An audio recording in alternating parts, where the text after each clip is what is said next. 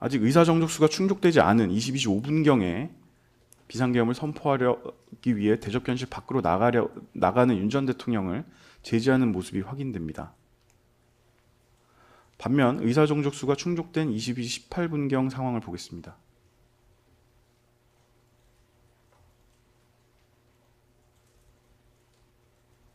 조금 전.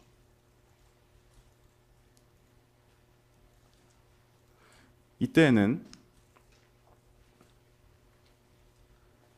윤 전 대통령과 김용현 전 장관이 나갔다가 놓고 온 서류를 가지러 다시 들어온 장면인데, 이때에는 김용현 전 장관을 제지하는 것이 아니라 오히려 김용현에게 비상계엄 선포에 필요한 서류를 건네주는 모습이 확인됩니다.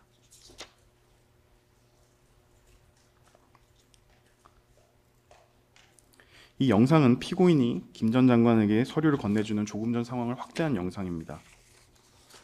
김 전 장관은 윤 전 대통령이 비상계엄 선포를 위해 함께 나간 이후 놓고 온 서류를 가지러 다시 들어왔고, 이때 김 전 장관은 비상계엄 그 서류를 달라고 손짓을 하였는데,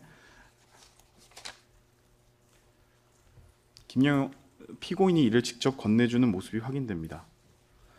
이처럼 피고인은 비상계엄 선포를 막기 위해 국무회의 소집을 건의한 것이라고 주장하나, CCTV에 촬영된 피고인의 행동이 피고인의 주장과는 너무도 달라 피고인의 주장을 도저히 믿을 수가 없습니다. 피고인은 국무회의 의사정족수가 찼음에도 윤 전 대통령에게 국무회의를 하자거나 국무위원들의 말을 들어보라는 등 한마디 말도 없이 윤 전 대통령으로 하여금 그대로 비상계엄을 선포하게 하고, 오히려 방금 보신 것처럼 김용현 전 장관에게 비상계엄 관련 서류를 건네주었습니다. 이를 볼 때 국무회의를 통해 윤 전 대통령의 비상계엄 선포를 막으려고 했다는 피고인의 말은 거짓으로 보이고, 오로지 국무회의 외관을 작출할 의도로 국무위원들을 소집한 것으로 보입니다. 우리 헌법이 대통령의 독단적인 비상계엄 선포를 막기 위해 둔 경제 장치가 국무회의 내지 국무총리라는 것은 법에 정통한 사람뿐만 아니라 일반 국민들도 모두 알 수 있는 것입니다. 심지어 내란 범행에 가담한 여인형 방첩 사령관조차도 국무회의는 국무총리도 계시고 국무위원들도 계시니까 비상계엄 선포가 국무회의를 통과하지 못할 것이라고 생각했다고 진술하기도 하였습니다. 그러나 대통령을 제외하면 국무회의 구성원 중 가장 상급자인 피고인은 비상계엄 선포를 위해 국무회의를 이용하여 의사정족수를 채우는 것만 신경 썼을 뿐, 국무회의의 실질적 심의를 통해 윤 전 대통령의 비상계엄 선포를 막으려고 하지는 않았습니다. 조금 전 보신 것처럼 송미령 농림부 전 장관의 진술에 의하면 피고인이 국무회의 외관을 갖추기 위해 의사정족수만 채우려고 한 사실이 보다 분명해집니다.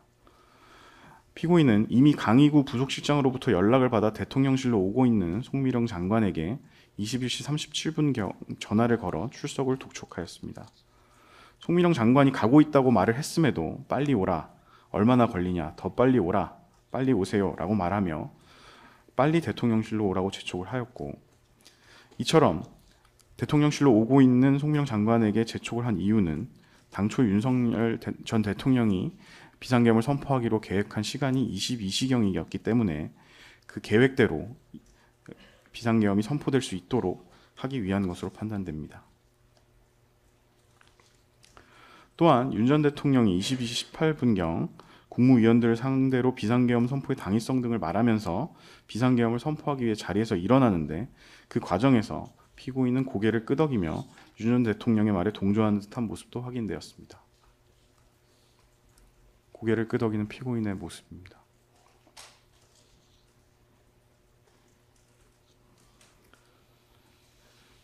행정부 2인자인 피고인의 지위 등을 고려할 때 피고인의 위와 같은 동조의 의사 표시가 윤 전 대통령의 범행 결의를 크게 강화시켰을 것임이 분명합니다. 윤 전 대통령이 비상계엄을 선포한 이후 피고인의 행동 등에서도 피고인이 윤 전 대통령에게 동조하는 모습이 확인됩니다. 비상계엄 선포 후 윤 전 대통령은 장관들뿐만 아니라 피고인에게도 지시사항을 하달했는데, 그 지시는 향후 대통령이 참석해야 하는 행사 등에 대신 참석해달라는 것이었습니다. 이는 비상계엄이 지속되는 것을 전제로 한 지시였음에도 피고인은 이를 거부하거나 비상계엄을 신속히 해제하자고 건의하는 대신 그 지시를 그대로 수용하였습니다.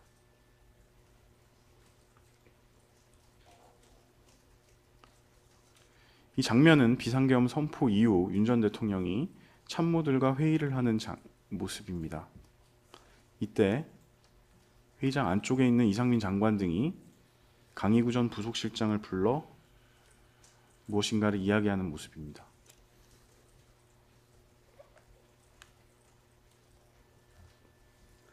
이때 이상민 전 장관은 강희구 전 실장에게 국무회의에 참석한 국무위원들의 서명을 받아야 하니 한번 챙겨보세요 라고 말했다고 진술하는데, 이는 비상계엄에 따른 국무위원들의 부서를 받기 위한 것으로 보입니다. 강희구 전 실장의 진술에 의하더라도 이 전 장관으로부터 국무위원들의 서명을 받아야 한다는 지시를 받은 것이 확인됩니다.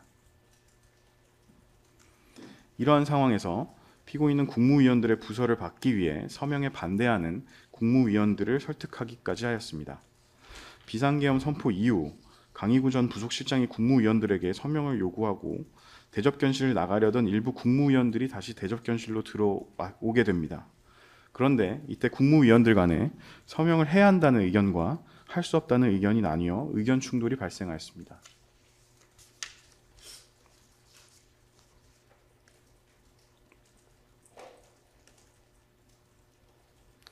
최상목 장관이 고개를 돌리며 반대 의사를 표시하는 모습이 확인되는데, 이 장면은 참석했다는 의미로 서명을 하라며 부서를 설득하는 피고인에게 최상목 전 장관 등이 국무위원들이 서명하지 못하겠다고 반대 의사를 표명하는 모습입니다.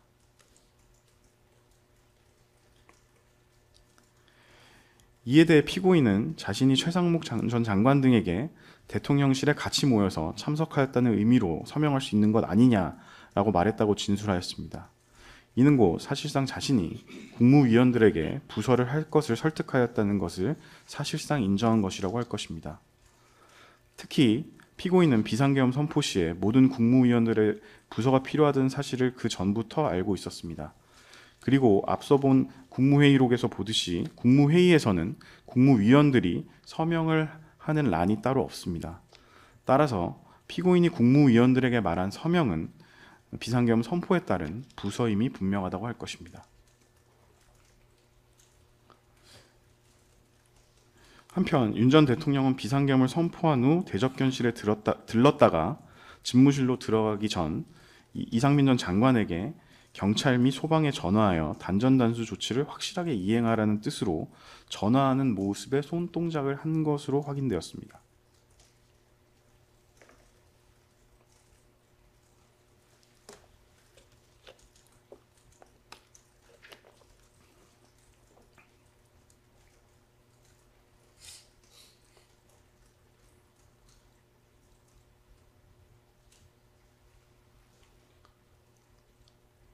전화라는 모양의 손동작입니다.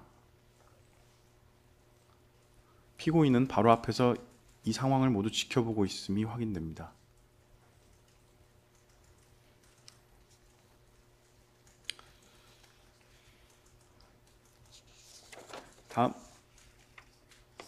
다음은 앞서 본 것처럼 국무위원들 간의 그 서명 문제로 의견이 충돌하여 논의가 있은 후에 국무위원들이 퇴실하는 상황에서 피고인이 단전단수 조치를 받은 이상민 전 장관을 향해 앉아보라고 손짓하는 모습입니다.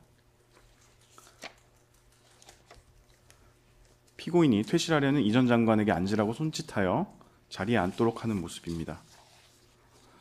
뒤에서 볼 것처럼 피고인은 이상민 전 장관을 자리에 앉게 한 후 약 16분에 걸쳐 단둘이 서로 가지고 있던 문건을 주고받으며 대화를 하였는데, 피고인이 이와 같이 이상민 전 장관을 남게 한 이유는 피고인이 이미 집무실 안에서 이상민 전 장관이 단전단수 조치 지시를 받은 것을 알고 있었기 때문에 국무총리로서 그 이행 방안을 논의하거나 그와 관련된 내용을 지시하기 위해서였다고 보입니다. 피고인은 이와 같이 이상민 전 장관과 단둘이 대접견실에 남아 약 16분간 각자 가지고 있는 문건을 손으로 짚어가며 상대방에게 설명하고 그 문건을 서로 돌려가며 읽기도 하였습니다.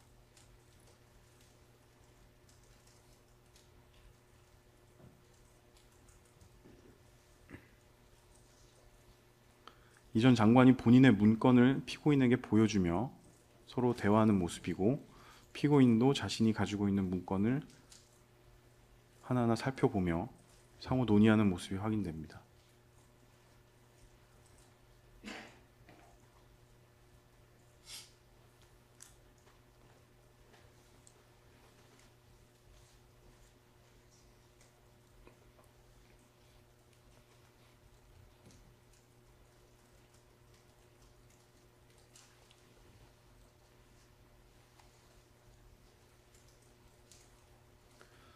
주요 장면을 캡처한 CCTV를 캡처한 주요 장면 사진입니다. 이 전 장관이 상의 안주머니에서 꺼낸 문건을 피고인에게 보여주는 모습입니다. 이 전 장관이 가지고 있던 문건 중 하나를 피고인에게 건네주는 모습이고, 피고인은 이 전 장관으로부터 받은 문건을 이와 같이 상세하게 읽어보고,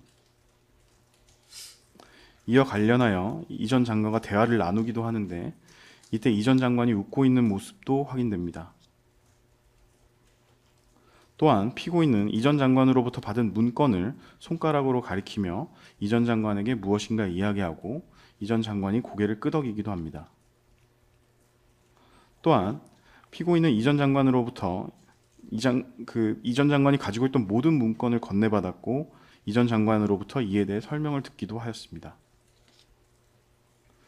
이 전 장관이 자리에서 일어선 채 피고인에게 문건의 어느 부분을 가리키며 설명하고, 피고인이 이를 확인하는 모습입니다.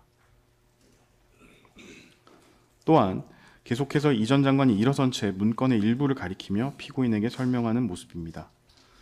피고인은 비상계엄 선포 이후 모두가 떠난 자리에서 이 전 장관과 남아 장시간 적극적으로 협의할 만큼 중요한 대화를 나누었는데, 앞서 본 관련자들의 진술에 의하면 그 내용은 이 전 장관이 윤 전 대통령으로부터 지시받은 문건, 구체적으로는 국회, 언론사 등에 대한 시간대별 봉쇄 계획과 언론사에 대한 단전단수 조치 등이었던 것으로 보입니다. 이처럼 피고인은 주도적으로 이 전 장관에게 비상계엄 선포에 따른 대통령의 지시사항을 논의하자고 제의하고, 이 전 장관이 받은 지시사항을 살펴보고 점검하였습니다. 이러한 모습에 비추어 국무총리인 피고인이 비상계엄 선포에 따른 행정각부에 대한 윤 전 대통령의 지시사항을 총괄하여 챙겨보면서 윤석열의 내란 범행을 방조하고 가담한 것으로 판단됩니다. 그럼에도 피고인은 이에 대해 기억이 나지 않는다는 상식에 반하는 변명을 되풀이하고 있습니다.